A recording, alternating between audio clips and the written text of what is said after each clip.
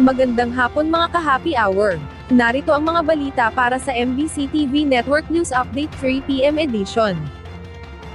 HPG augmentation mula karating probinsya, umalalay na sa Devil's Curve sa Marilake Highway. Yan ang MBC TV Network News ni Edniel Parosa. Nakakalat na sa mga pamosong kurbada ng Marilake Highway sa Rizal ang resback ng Highway Patrol Group mula sa mga lalawigan ng Quezon at Laguna. Kasunod ito ng pagkasawi ng isang motovlogger dahil sa isang Superman stunt na nagresulta sa nag-viral na road crash. Dito, sa kung tawagin ay Devil's Curve ng bayan ng Tanay, minamanduhan ng mga pulis sa mga motorista na magbagal ng takbo habang tuloy rin ang kanilang checkpoint para sa mga posibleng may violation gaya ng walang helmet o kaukulang lisensya. Gayon din nagtayo na ang Rizal Provincial Police Office na outpost sa Killer Curve at nilagyan na rin ito ng force multipliers mula sa HPG. Actually, galing pa po kami ng Laguna.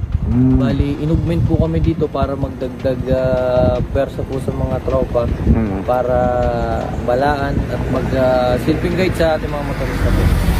Nakatirik pa ang kandila sa kanto ng kalsada kung saan namatay si John Louis Arguelles nang abutan ng DZRH News. Ito na ang ika-13 road accident ngayong taon sa 115-kilometer road na tumatagos mula Marikina at nakapagtala na rin ng 158 aksidente noong 2024. Pinakakalampag na rin sa Senado ang pagbabawal na gawing racetrack ang Marilake dahil sa mga aksidente.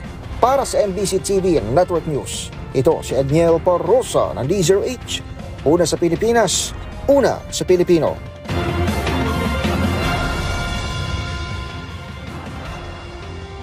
Samantala, PBBM sinertipikahang urgent ang panukalang nagpapaliban sa BARM elections. Sinertipikahang urgent ni Pangulong Ferdinand Marcos Jr. ang panukalang nagpapaliban sa BARM parliamentary elections ngayong taon. Ito ang kinumpirma ni Presidential Communications Office Secretary Cesar Chavez.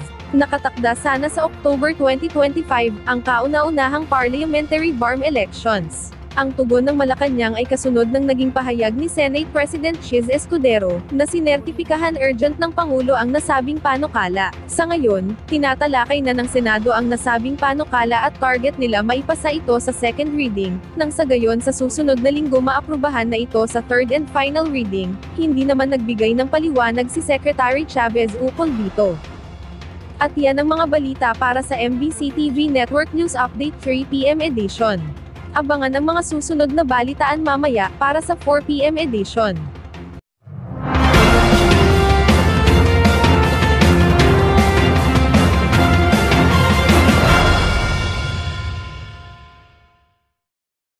Mga ka-happy hour, kung gusto mong manood ang mga balita sa MBC TV Network News Update, mag-subscribe sa aming YouTube channel, i-like ang aming Facebook page, at i-follow sa aming TikTok account.